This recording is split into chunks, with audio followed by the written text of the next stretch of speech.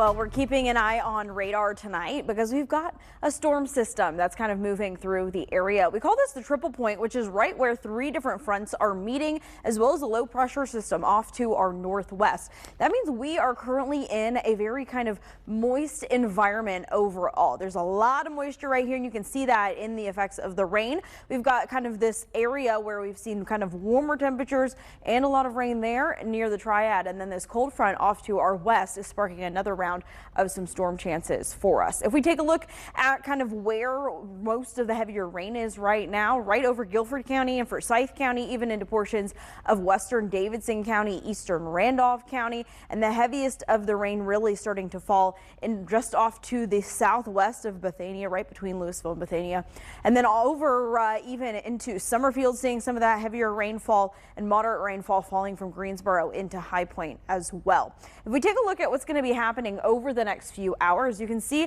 that actually within the next hour or so, things start to kind of weaken the further east that they move. It's kind of moving away from the energy that's supplied from that triple point and that system that I showed you at the very beginning. We'll continue to see things winding down closer to about 2 a.m. We'll have to keep a close eye as that cold front moves in. That could spark some storms for us. That's kind of what that level 1 risk for severe weather that's in place for us into the overnight is for. But models and data are kind of trending down in regards to kind of the intensity of some of those storms overnight tonight.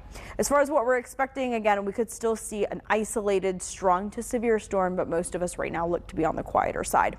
Into Sunday morning, a stray shower or two possible. We'll see northwest winds taking over into Sunday afternoon, and that's going to bring some northwest flow snow into the higher elevations of the mountains. Here, though, we're just looking at more rain into the overnight hours. That's that level 1 risk of severe weather that extends from South Carolina all the way up into the central triad.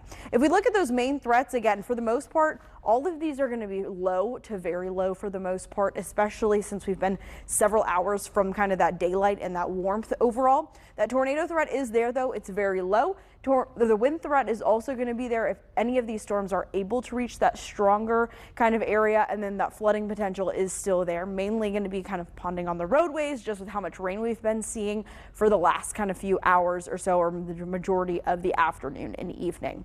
This low pressure system is going to be clearing out for us, and we're actually going to watch high pressure build as we head into the start of our week. That gives us a couple of days of some drying out time and allows our temperatures to pretty much go right back to normal. So we've been above normal for those temperatures the last few days. The cold front is slowly going to be able to filter that cooler air in behind us. Mid 50s in the morning tomorrow. We top out in the upper 50s. And we're also going to be a little breezy, 10 to 20 miles an hour, gusts to 30 miles an hour are going to be possible Sunday. Heading into Monday, Tuesday, sunny for us, and then we see a little bit of a rain chance on Wednesday. Temperatures warm back up to the low to mid 50s by the end of the week.